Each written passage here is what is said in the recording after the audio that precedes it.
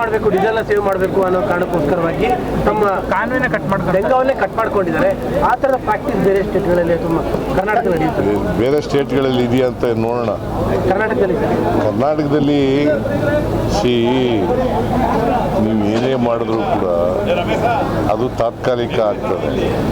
ಮತ್ತು ಇವರು prime minister ಹೇಳಿರ್ತಕ್ಕಂಥದ್ದು ಅದು ಸರಿಯಾದಂಥ ಕ್ರಮ ಅಲ್ಲ. ಅದ್ರ ಬದಲು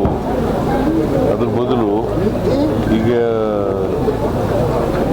ಬೇರೆ ದೇಶಗಳ ಜೊತೆ ನೀವು ಮಾತಾಡಿ, ಈಗ ಬೇರೆ ದೇಶಗಳು ಜೊತೆ ಮಾತಾಡಿ ಅವ್ರಿಗೆ ಒಂದು ಇದಕ್ಕೆ ಬರೋದು, ಕಾನ್ಶಿಯಸ್ ಬರೋದು ಒಳ್ಳೇದು. ಸರ್ ತಾವೆಲ್ಲ ಜೈಲಿಗೆ ಹೋಗ್ತಿದ್ದೀರಾ ಸರ್ ಹೈಕಮಾಂಡ್ ಭೇಟಿ ಮಾಡಿ? ಜೈಲಿಗೆ ಏನಾದ್ರು ಹೋಗ್ತಾ ಇದ್ದೀರಾ ಸರ್?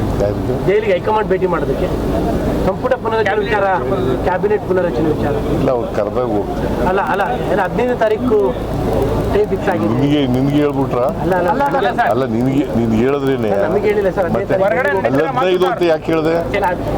ಅಲ್ಲ 15 ಅಂತ ಯಾಕೆ ಹೇಳಿದೆಪ್ಪ? 15ನೇ ತಾರೀಕು ಅಂತ ಯಾಕೆ ಹೇಳಿದೆ? ಮಾಹಿತಿಗಳು ಯಾರು ಮಾಹಿತಿ?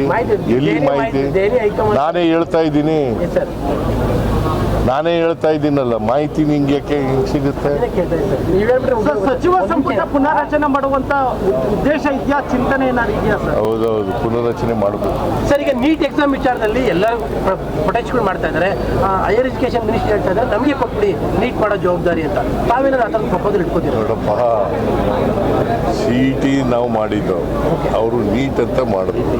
ಅದನ್ನು ಸರಿಯಾಗಿ ಮಾಡದೆ ಹೋದರೆ ಈಗ ಪಾಪ ಓದಿರತಕ್ಕಂಥ ಪರೀಕ್ಷೆ ಬರೆದಿದ್ದವು ಅವೆಲ್ಲ ಏನಾಗಬೇಕು ಅವ್ರ ಕತೆ?